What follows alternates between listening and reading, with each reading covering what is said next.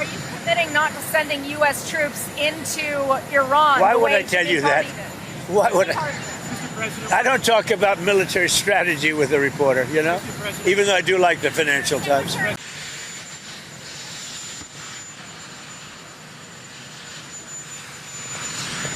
So we had great numbers introduced today. We had a wonderful speech in front of great people in Detroit, mostly in the car business, and we're setting records in manufacturing. It's going very well. I think people appreciated what I had to say in terms of the numbers. So we're very happy about that. I'm going back to the White House now. We're going to look at the whole situation that's going on in Iran. It's really bad stuff. Minnesota is going to have to take care of itself for a little while. We have tremendous theft and fraud going on in that state because you have an incompetent governor, grossly incompetent governor, and a corrupt governor. But we'll straighten that out. But Iran is on my mind when I see the kind of death that is happening over there, we think. So we're going to get some accurate numbers. I'll have it in about 20 minutes. We'll get some accurate numbers as to what's happening with regard to the killing. The killing looks like it's significant, but we don't know yet for certain. I'll know within 20 minutes. So, and we'll act accordingly. U.S. airstrikes, if it comes to that, will have the result of protecting the protesters? Well, you never know, do you?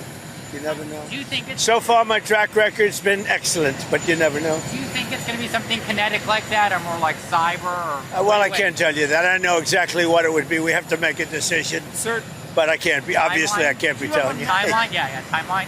Sir, Intel... Iran says that it will retaliate in the instance of U.S. strikes against U.S. assets in the Middle East.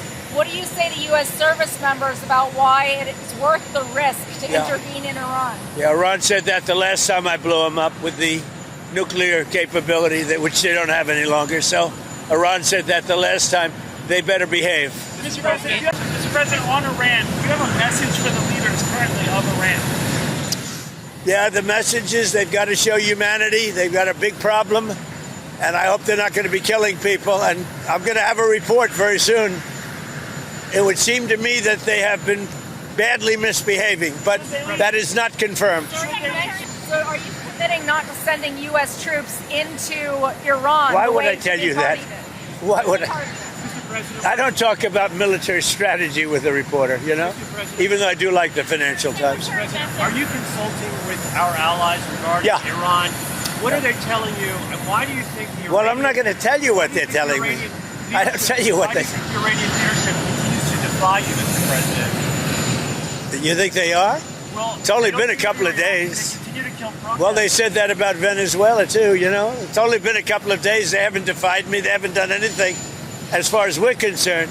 But it looks like they're killing a lot of people, but it has not been confirmed. I'll know very soon. Freelancer, the premier of Greenland said today we prefer to stay with Denmark. You see that as the... Who said that? The premier of Greenland. Well, that's their problem. That's their problem. I disagree with them. I don't know who he is. Don't know anything about him. But that's going to be a big problem for him. Do you want to see democracy in Iran? Ideally, you'd like to see it. But what we want to see is we don't want to see people killed. And we want to see a little bit of freedom for these people. These people have been living in hell for a long time. You know, that used to be a hell of a country. I have friends that used to invest in Iran. And they did well with their investments. It was a great place. The people were great. Even the leadership was good. And now it's living in hell. Thank you very much, everybody. Thank you, sir.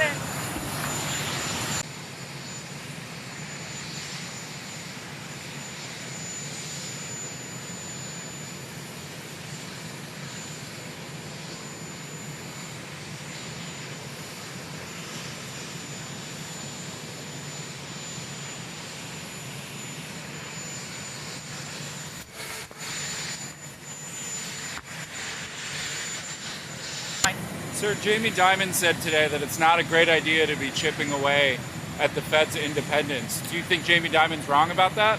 Yeah, I think it's fine what I'm doing. We have a bad Fed person. He was extended by Biden. And, yeah, I think he's wrong. I think it's wrong. He's done a bad job. we should have lower rates. Jamie Dimon probably wants higher rates. Maybe he makes more money that way. President Jamie Dimon also was talking about the 10% credit cards. The House Speaker said that it could have negative side effects if it was imposed in Congress. Are you concerned about that? Have you talked about No, I'm not. I think that people that are paying 28% interest should be protected. We're talking about for a one-year period, but when you have a bank, whether it's Jamie Dimon or anybody else, charging people 28, 32%, 30%, 31%, one case 35%, no, I'll help those people. That's all right. Thanks for